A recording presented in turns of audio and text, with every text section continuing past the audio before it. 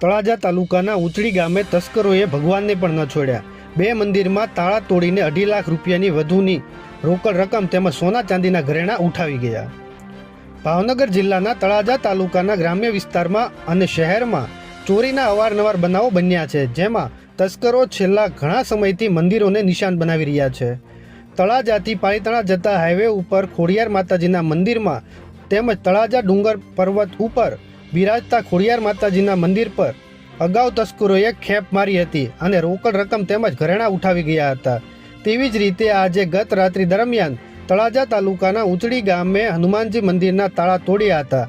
તેવી જ રીતે અહીં આવેલા શિવ મંદિર તેમજ રામજી મંદિરમાં પણ તસ્કરોએ ખેપ મારી હતી।